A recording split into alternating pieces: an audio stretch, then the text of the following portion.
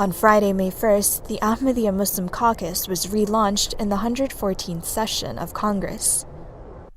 The bipartisan caucus, which is co-chaired by Democrat Jackie Speier of California and Republican Ted Poe of Texas, seeks to raise greater awareness about the religious repression of persecuted Ahmadi Muslims, as well as other persecuted religious minorities worldwide.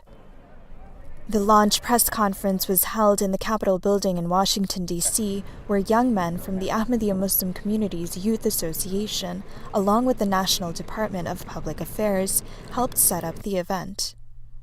Mahmoud Ahmad, the Assistant Director of Public Affairs for the Ahmadiyya Muslim Community USA, gave a brief overview about the caucus. We're here for two historic occasions.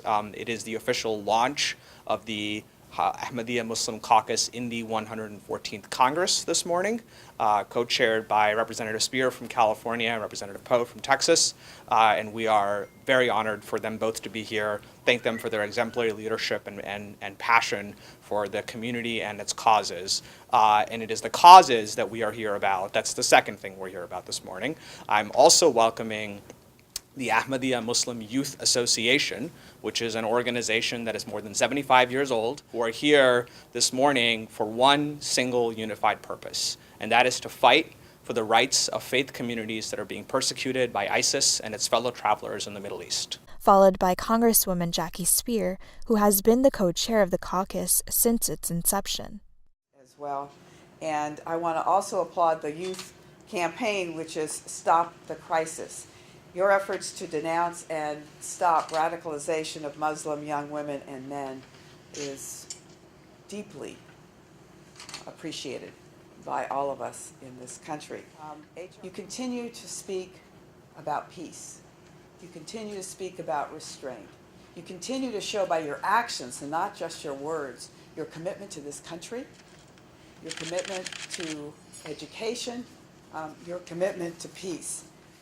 Congressman Ted Poe echoed Jackie Speier's remarks and added, "Governments have the obligation to protect religious communities from being attacked because their religion is different than someone else's."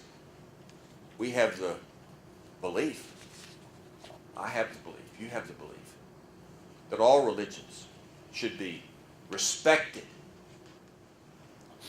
The efforts like this are great ways to expose the brutality of ISIS and to eliminate that philosophy that a lot of people throughout the world have, that all Muslims are the same. And with a broad swipe, blame all Muslims on the conduct of a radical group of Muslims, trying to make a difference. And I appreciate that. I think it's being successful. And of The press conference concluded with the National Vice President of the Ahmadiyya Muslim Youth Association, Basir Rodney. He spoke about the group's Stop the Crisis campaign promoting the message of peace and anti-radicalization throughout our community at large and in cities across this great nation. We ask also that our congressional representatives stand with us by joining this caucus and by helping to promote the fact that we support minority communities of Yazidis, Christians, Shia, and other persecuted religious groups across the world.